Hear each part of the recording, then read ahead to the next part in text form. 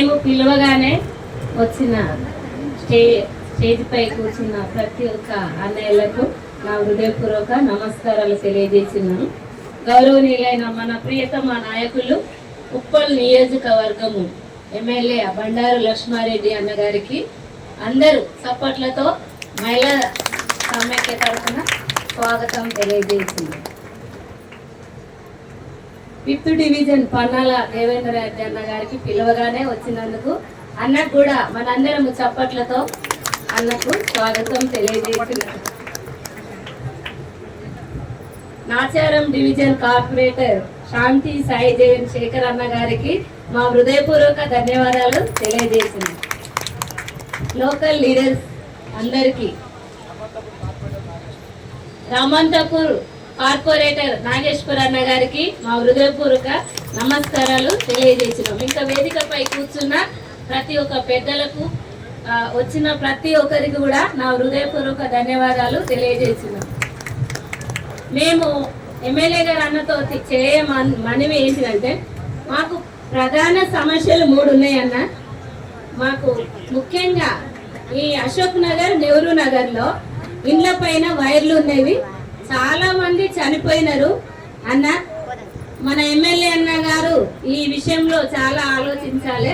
ఎంతో మంది చనిపోయినారు, ఆ సమయానికి వస్తున్నారు, మేము చేస్తాము అమ్మా, తీసేస్తాము, ఇప్పుడే వస్తారు, అందరూ కమిషనరు అధికారులు అందరు వస్తున్నారు, మళ్ళీ తర్వాత నార్మల్ గా అయిపోతున్నారు. ఎంతో మంది చనిపోయినారు ఈ ఇండ్ల పైన వైర్ల ద్వారా.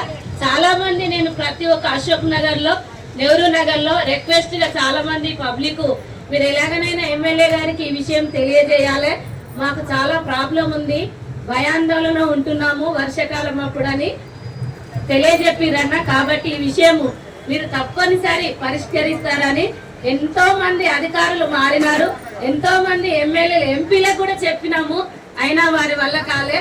ఇది తప్పకుండా మీరు చేస్తారని మేము ఆత్మవిశ్వాసంతో మిమ్మల్ని నమ్మి ఈ సమస్యను పరిష్కరించాలని మేము తెలియజేస్తున్నామన్న.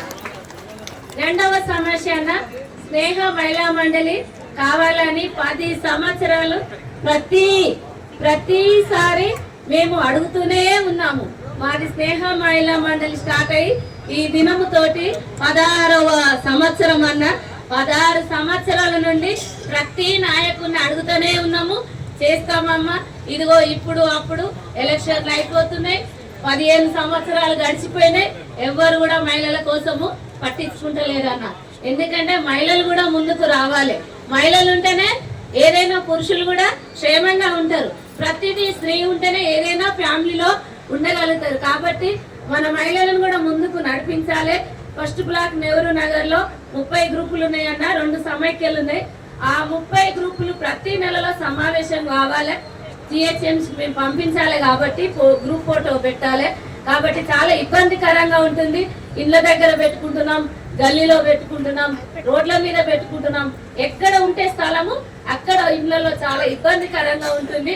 కాబట్టి అన్న మా మహిళల పైన దయ తెలిసి అక్కడ గవర్నమెంట్ స్కూల్ దగ్గర కమ్యూనిటీ హాల్ గవర్నమెంట్ ఉంది, దానిపైన కట్టిస్తామని చాలా సార్లు మన అన్న కార్పొరేటర్ అన్న కూడా వాగ్దానం ఇచ్చిండు.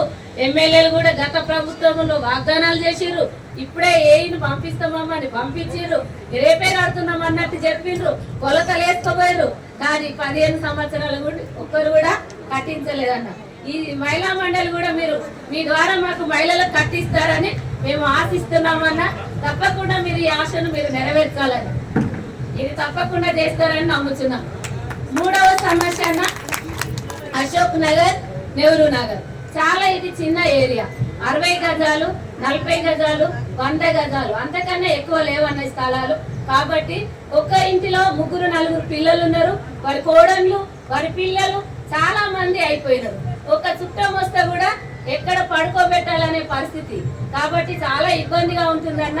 అశోక్ నగర్ కు, నెహ్రూ నగర్ కు ఒక ఫంక్షన్ హాల్ మాకు ఎక్కడనైనా సరే అన్న, గవర్నమెంట్ స్థలము మీరు చూసి నెహ్రూ నగర్ కు, అశోక్ నగర్ కు ఫంక్షన్ హాల్ కట్టించాలని మిమ్మల్ని మా మహిళా మండలి తరఫున కోరుతున్నామన్న. తప్పకుండా చేస్తారని, ఈ 3 విషయాలు మీరు తప్పకుండా చేస్తారని మా మహిళల తరఫున అడుగుతున్నాం. మేము పిలవగానే మా మనవి ఆలకించి వచ్చినందుకు మేము ఎంతో కృతజ్ఞతలై ఉన్నాము. అన్న మీ రుణం మేము తీర్చలేము, మా సమస్యలను పరిష్కరించాలని మేము కోరుకుంటున్నాం. Thank you.